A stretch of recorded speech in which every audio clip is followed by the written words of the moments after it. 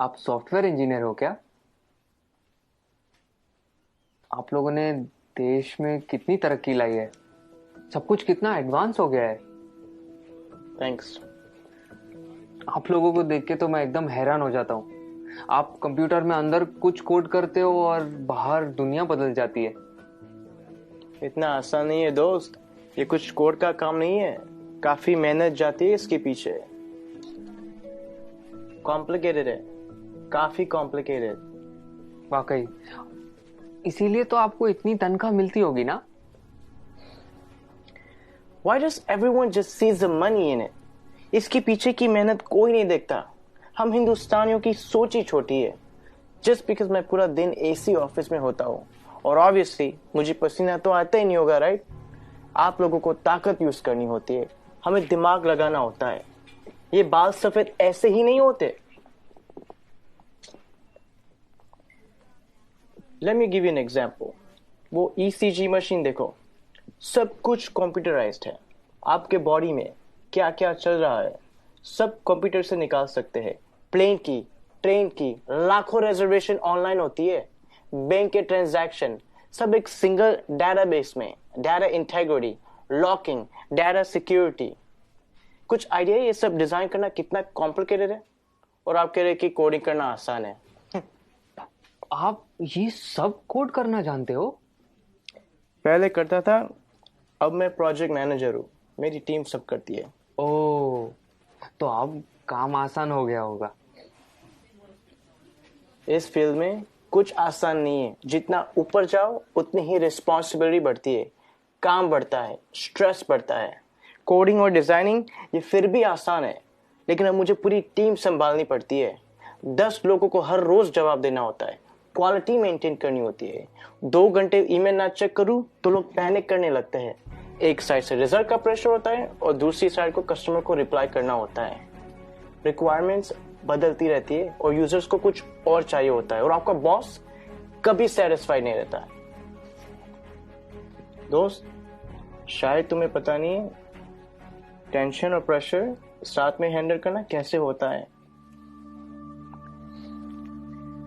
मुझे पता है सर, टेंशन और प्रेशर दोनों साथ में हैंडल किया है। 6 साल पहले की बात है। हम लगभग 30 लोग रात के 3 बजे पॉइंट 4875 को कैप्चर करने के लिए बढ़ रहे थे। दुश्मन ऊपर से फायरिंग कर रहा था। अगली गोली किसके नाम पे लिखी थी पता नहीं था। उजाले से पहले हमें वहां पहुंचना था। वक्त काफी कम था हमारे पास।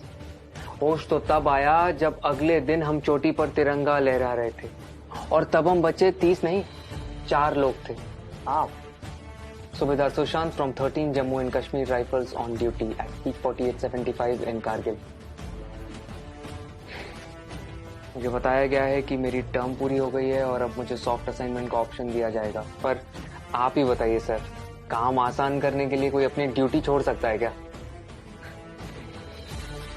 उस दिन हमारा एक जवान दोस्त बर्फ में जख्मी पड़ा था। उस पर दुश्मन की गोलियां चल रही थी। हम सब बंकर के पीछे छुपे हुए थे।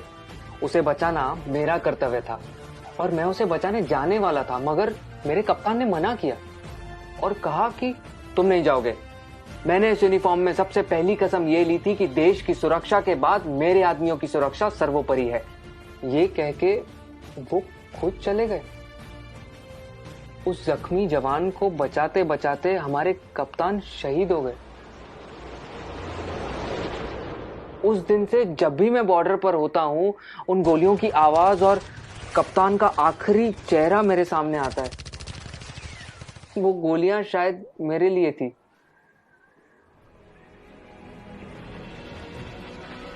टेंशन और प्रेशर दोनों के साथ काम करना जानता हूं मैं।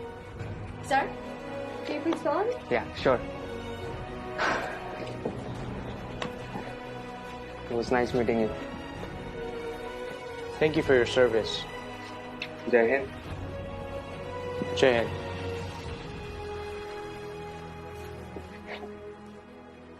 कभी खुद की जिंदगी से शिकवा होने लगे अगर, तो एक फौजी की जिंदगी के बारे में सोचना।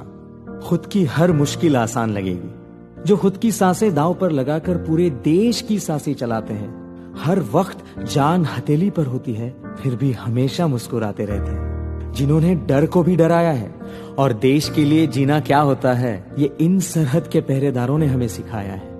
तो अगली बार जब कोई चुनौती तुमसे तुम्हारा सुख चैन छीनेगी, तो एक फौजी की जिंदगी के बारे में जरूर सोचना। खुद की हर मुश्किल आसान लगेगी।